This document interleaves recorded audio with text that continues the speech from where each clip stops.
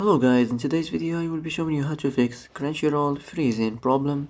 So the answer is easy, just go to the settings and then scroll down to the apps section and then go to the search and search Crunchyroll, and next go to the storage, and here you will find this clear cache option. Click on it. Now you can go check it if it worked, and if it didn't you can try to restart your phone or turn the Wi-Fi off and on, or the Bluetooth or the airplane mode.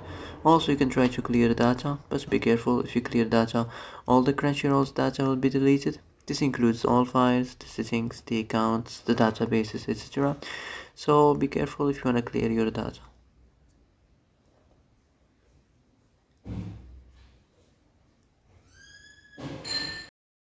Well, that's it for today's video. I hope this is the answer you've been looking for.